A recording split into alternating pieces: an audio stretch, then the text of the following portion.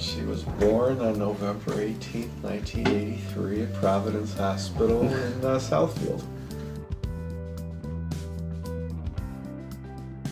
That evening, it was about, she was born at about 5 in the morning, and my birthday party ended at about 1.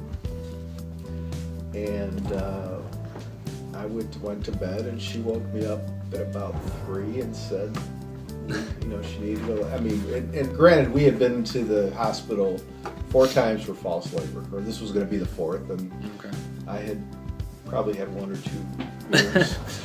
And I said, you better be damn sure this time. I did. I said, I have to take a shower first, and then I wanted to turn around. First, we had to get our neighbor to watch Jason, and you know, while her sister was coming over, and you know, so we did that, and then I wanted to turn around to get some more film for the camera, and she said no. You wanted to turn around 3 times. So first time it was for the camera, which we did. Then it was for the film, and then it was for something else. And I finally said, no, you're not turning around. We're going to the hospital. Hour and 15 minutes. She was born an hour and 15 minutes after we got to the hospital. Okay. Sarah was, normally in the Jewish religion, you name the child after someone who's passed away, you honor them. And so her dad had passed away 4 years ago. His name was Walter Stanley. And we didn't like any names with W, so we switched it to SW instead of WS. So it was Sarah Wendy. Okay. It was Sarah any significance? Or just... No, we just needed something with an S. I mean, you're 5 years old and now you got a new baby in here. Did you know what was going on?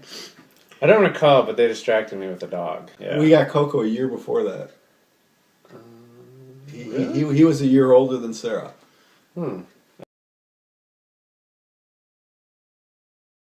don't really. The only thing I remember about Sarah being when I was younger was being mad that everyone always thought she was a boy because she had short hair and they didn't put bows on her or something. They'd have to tape bows to her head or something.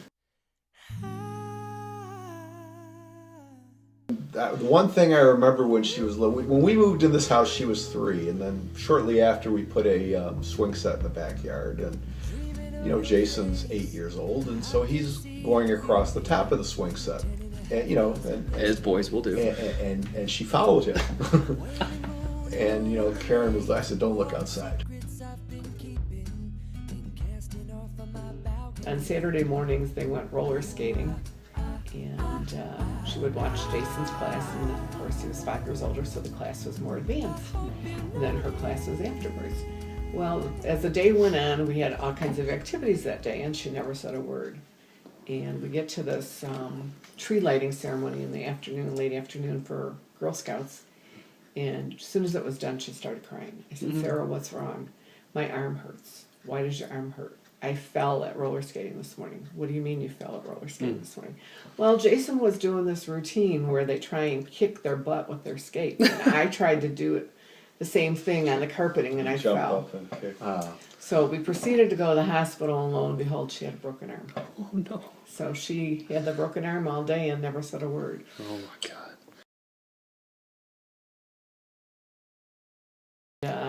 She was by my feet underneath the jeans, and next thing I knew, she was gone, and I panicked.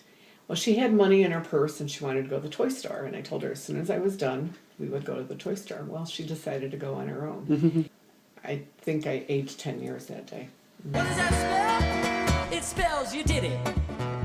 You really She did was it. 4 years old, Yeah. and she put her head through Through the railing, the and railing on the banister. staircase and got stuck. And I took a silk scarf. I tried everything I could think of, and I couldn't. She was talking to me on the phone. I couldn't get her out. I couldn't And get then her she out. said, "Oh my God!" And she's telling me this, and so I had to come home from work. And So when I get home, there's police cars out there. And there's police cars because your daughter's head is stuck in the railing. Yes, my only regret is I didn't get a picture.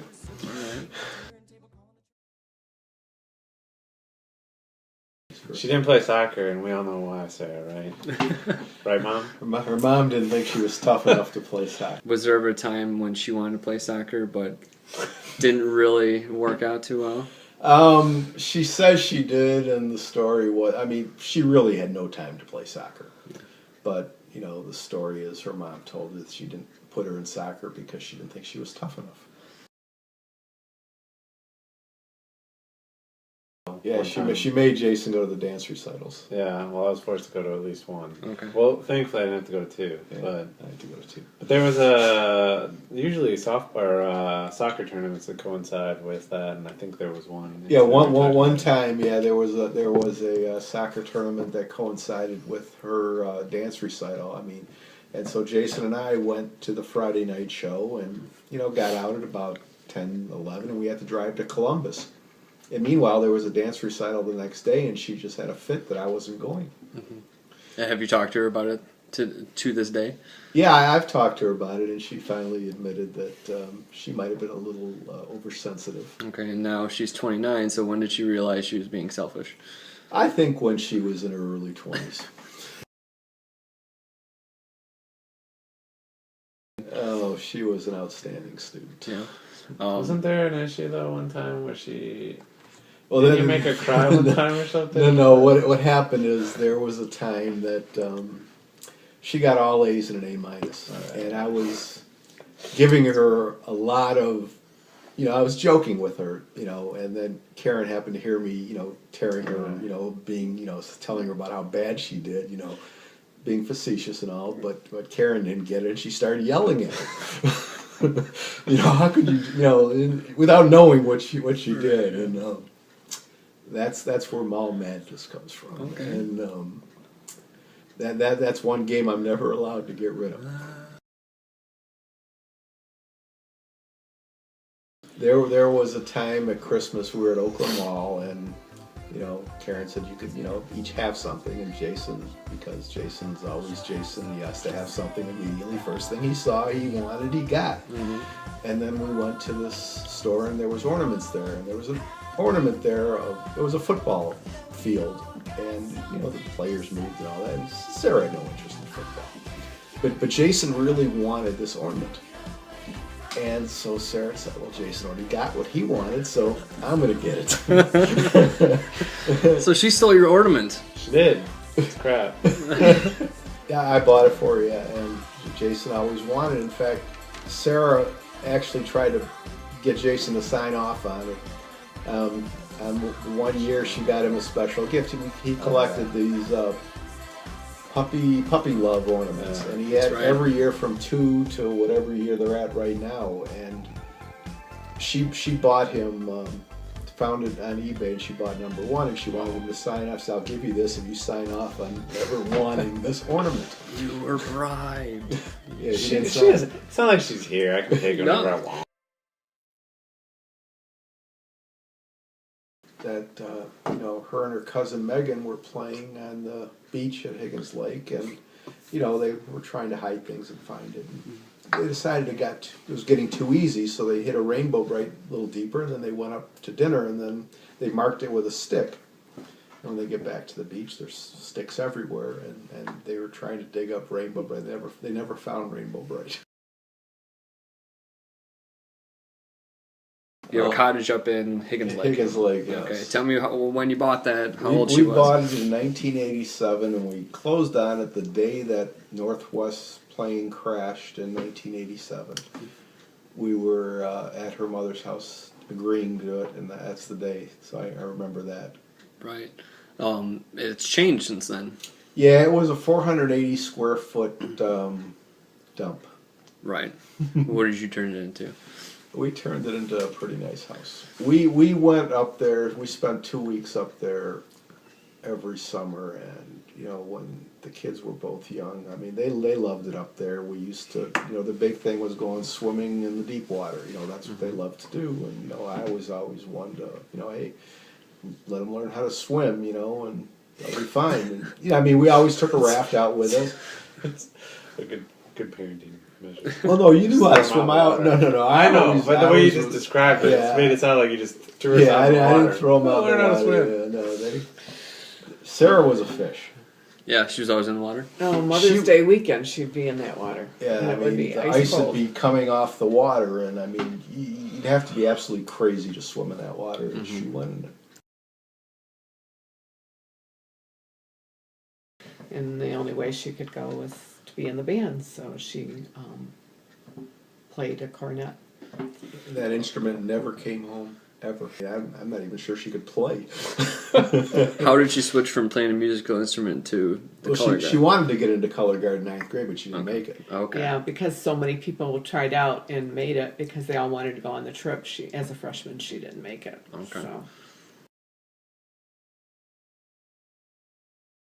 He took us and our kids on a cruise. There was 11 of us, and you know, he didn't want Jason and Sarah to be in the same room, and she was with my younger sister, and you know, Sarah got, I think maybe she was seasick. She was sick, and she still wanted to do everything, and we went snorkeling when she was sick, and then we that rest after the snorkeling, this was more like a little dance cruise. You know, they're feeding people margaritas, and they kept trying to give Sarah margaritas when she's lying on the bench in agony. The go-kart story involves, at some point, I don't know how old she was, but there's a go-kart place up north, Fred's Go-Kart, and just a little, I don't even, it was just a circle, right? It wasn't a figure eight. I think it was a figure eight. Yeah. No, I don't think it was a figure eight because that would involve like going up and over. So I think you're right. I think it was a circle. Yeah. And it was, I don't know. I don't even think it was like the newest. No, not at all. And so they had the track was surrounded by old tire rubber around the track to prevent you, obviously, from going outside. And there was one particular time where we were racing, and Sarah happened to actually go over the rubber, down a hill, and crash into a barn. I stand by that story. It was like she was just as active as she was in high school then. Oh, God, yes. And it became more. Well, yeah, she probably danced 3 days a week, and I mean, she that's why she never got her driver's license. She never had time To get her driver's license? It wouldn't have benefited her to have a car so she could go everywhere. Well, they always had had someone to drive her. instituted that new thing with where they had to drive so many hours in addition to the driver's training. Right. And she did that first and then did the training. And then when she went to get her license, found out, no, you were supposed to get your license, your permit first and then go do all that driving. And she said, I don't have time to do that all over again. So she just waited until she's 18. And Then all her friends were driving, so she got to go wherever she wanted anyway. She was the youngest of her friends. Pretty much, yeah. 'Cause Yeah. she was a late November birthday. Right. yeah, so Sarah Bender picked her up every morning and drove her to school. Sarah Bender would wait forever every morning, and she still. I always said I'd have left her. Well, I There was a think double standard for her. That's what she was pissed about. She did not like the double standard. I remember that because Spring Jason break. at his Senior year, high school. senior year, Jason got to go on a senior trip, and I mean he stayed in the country, went to Myrtle Beach with his friends, and Sarah wanted to go somewhere with her friends farther away, and I said no, and she didn't like the fact that there was a double standard.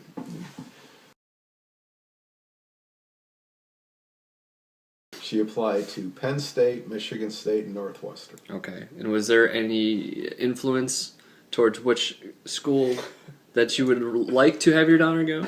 Well, I mean, obviously. This is a good place for that story.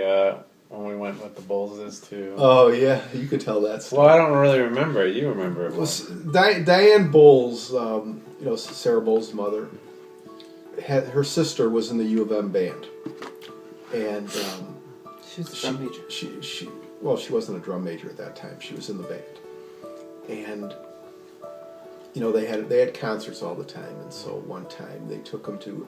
Diane Bowles took Sarah and Jason to Ann Arbor to watch the Michigan band play, and apparently, Sarah was crying the whole time, And it was because Jason was telling her, he said, Dad's going to be mad at you. Dad's going to be mad at you. So I raised him right to be Spartans, you know. Did she know what she wanted to go into when she got to knew college? she knew she wanted to go into writing. She wanted to write for a magazine. She knew that. Right. And there was a reason she applied to Northwestern for the J school. Right. You know, Northwestern sends out their acceptances all at once. It's in April. And one day in April, I got home and there was a crumbled up thing in the garbage. She opened the letter and saw she got rejected and she threw it away. She was upset. I mean, I don't understand why she didn't get it. I mean, her grades were fabulous. She was involved in everything. Her scores were great. The reason they gave me is there were 18,000 applicants for 1,500 spots.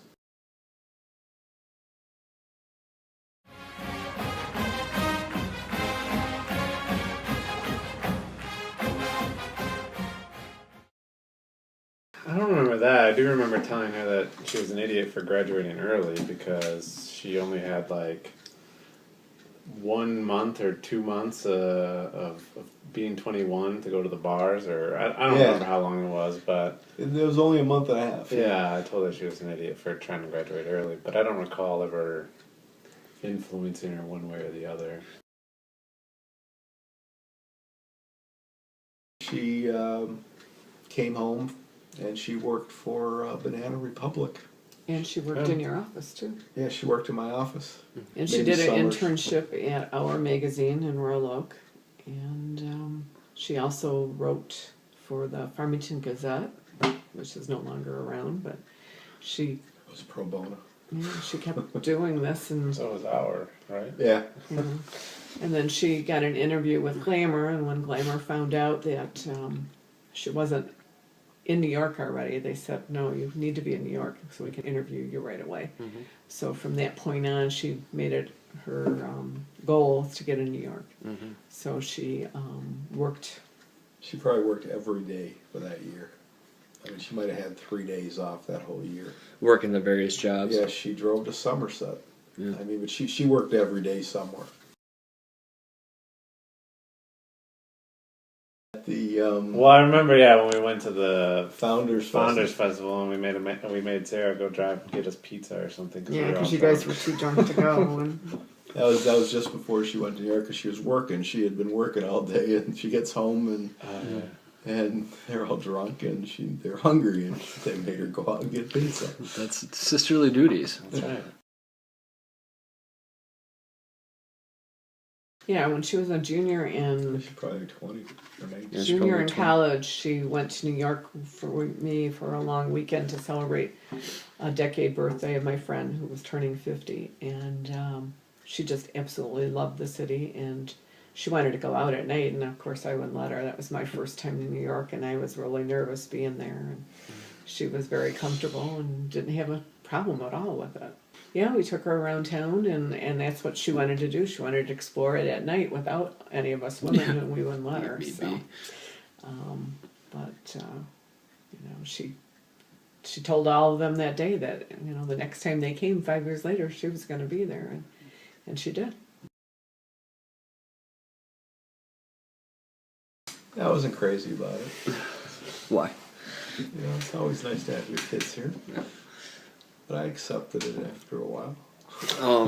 Was there ever maybe you should go? So maybe you should interview here or change directions. Well, or- there's nothing that she could have done here. I mean, there's one magazine here, that's it. And Right. they had no interest in her. And she was dead set on writing for a magazine. Yes. Okay. Yeah, and she had interned at 2 different newspapers, and she knew she definitely didn't want to write for a newspaper. So she knew she wanted a magazine, and that's all she wanted.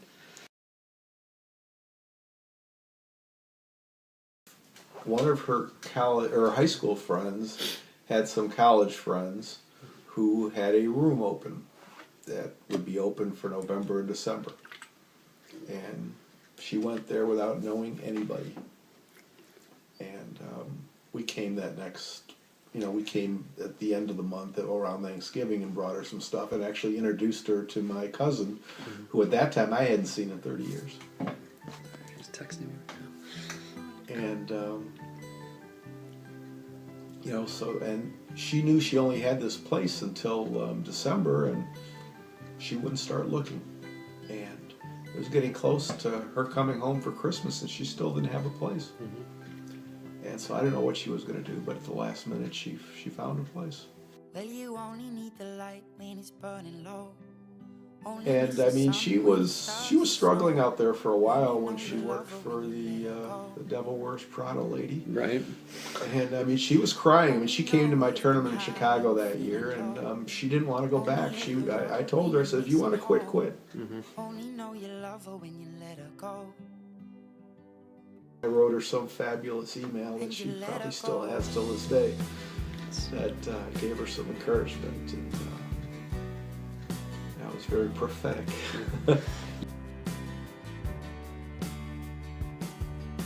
Well, it was probably about 9 months after she did an internship at us that they called her and asked her if she still wanted a job with them. And she said yes. And actually the person that she worked as an intern under was leaving. So she was getting her position, so she would be in charge of interns, and that was her first position there. But you only need the light when it's burning low. Is there any bragging rights when you see other people? I brag about it, and I say my girlfriend's a senior writer. People more tell me when they see her name. Okay. I have friends tell me that they look for her name. Right. I mean, my first boss tells me a story. When he was on a plane, he saw us sitting next to someone was reading an Us magazine and was turned to a page written by Sarah, and he says, you know, I know the person who wrote this.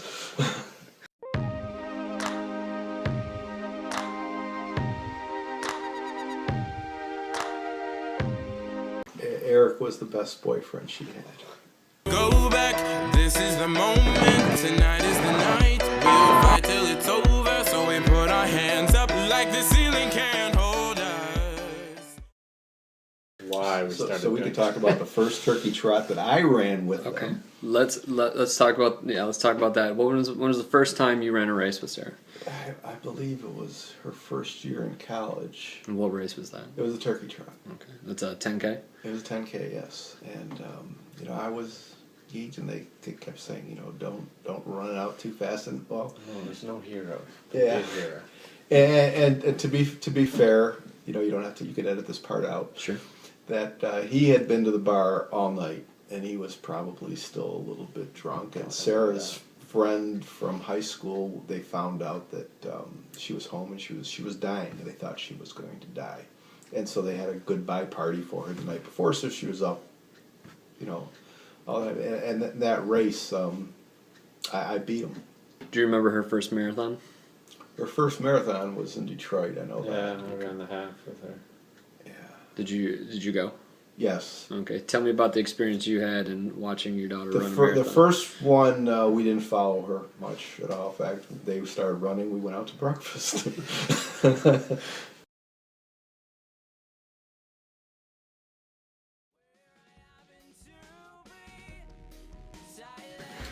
I'm immensely proud of her. I mean, she's accomplished everything that she's wanted to accomplish, and she's pretty much done it on her own. Not just that I live vicariously through her. Carol tended to be really, really strict with Sarah. But when she up and ran off to New York, and she was only 21 and she was all by herself, I thanked him and I said, I appreciate what you did, because you got her ready to be on her own and be a woman in the world all by herself.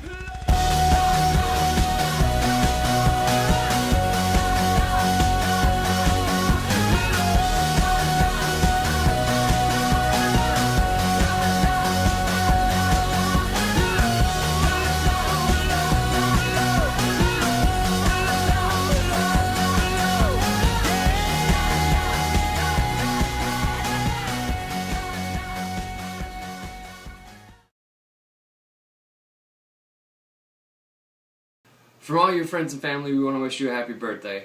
Happy birthday, Sarah. We all love you. Happy birthday, Sarah! Go green! Go white! Happy birthday, Sarah! Welcome to your 30s, the best decade. Happy birthday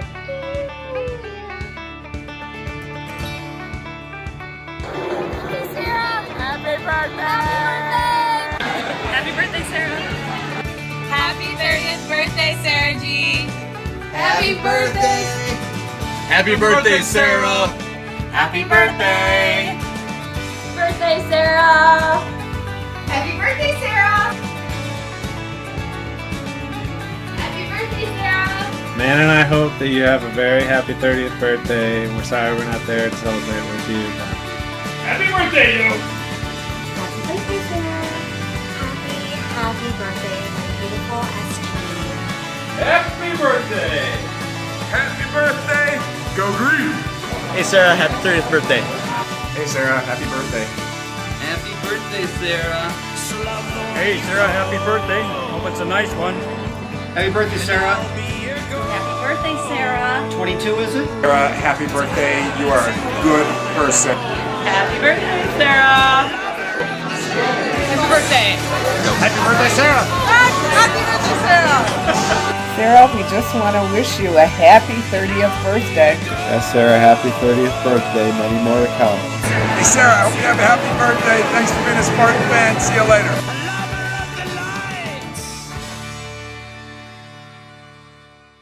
I will make you queen of everything you see.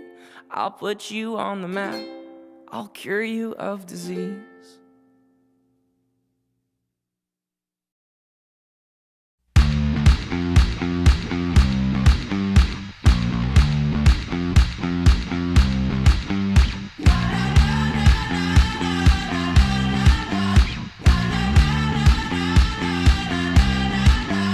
I'm here to collect your hearts.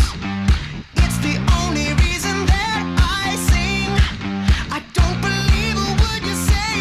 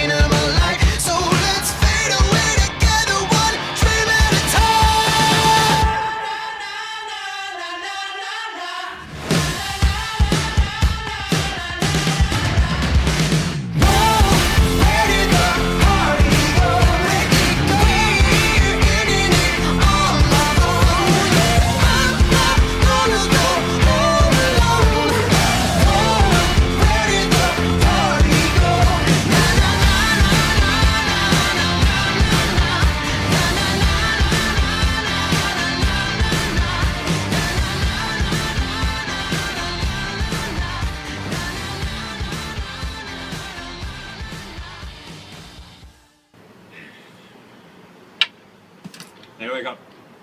Wake up. Huh. Hey, we got to wish Sarah a happy birthday. Who? Sarah. Gutsky? Sarah.